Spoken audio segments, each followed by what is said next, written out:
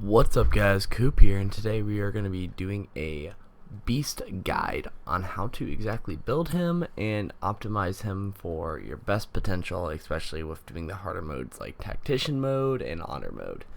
So, what exactly do you do when you build this character? Well, he's honestly a must. I'm just going to say that right off the bat, especially with any party composition that you make.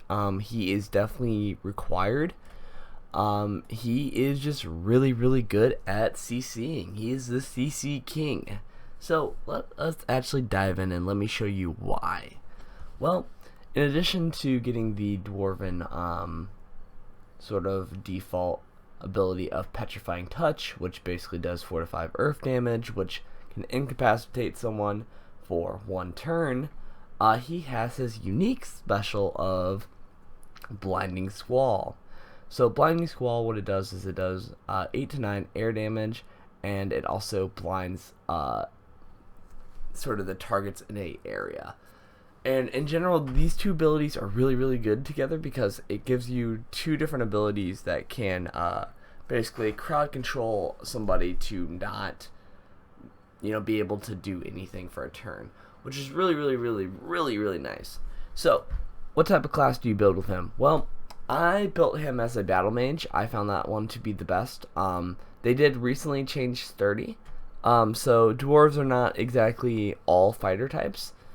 Basically what they did is they increased the health of them by like 10% and then gave them 5% dodge. That's basically what they did. It's a change that doesn't really affect too much on how dwarves play. It's just now you can play them with more things, to be honest. They're not exactly the powerhouses that they were before. They're more of just sort of these tanky guys, which I felt best reflected the battle mage, because battle mage, one of the issues is not having so much health. So I felt like that it just in general really helped out.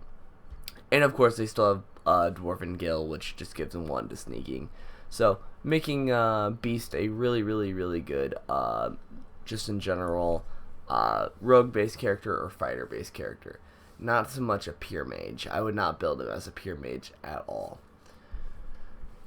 So, what exactly do you do when you build him as a battle mage? Well, you do your attributes the same as before, and you do 1 in warfare and 1 in arrow. Now, the reason that you're going to be doing this is, in addition to giving you more physical damage, it also gives you more air damage. The air damage is important because it scales with one of your abilities, so now you have a total of, with our build, 3 abilities that are air based and 1 ability that is warfare based.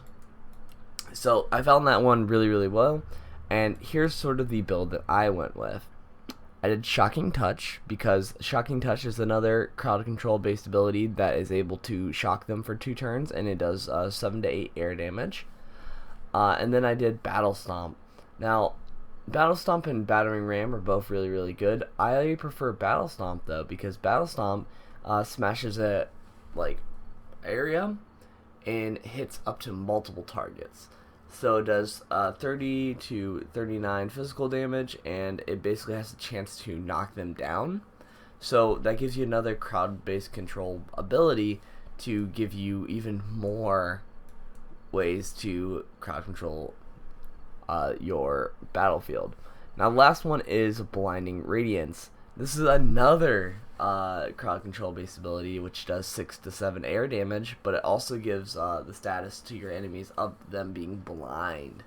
So now you have a total of 1, 2, 3, 4, and 5 crowd based abilities to sort of control the battlefield.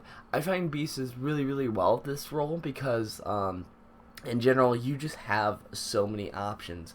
You're able to sort of do this nice little rotation of where you can do a Shocking Touch, a Battle Stomp, a Blinding Radiance, a Petrifying Touch, a Blinding Squall, and you can kind of get into this rotation of constantly chain locking and making it to where people are stuck being either blinded or petrified or knocked down, and it makes it really nice for you overall, being able to keep people out of the fray.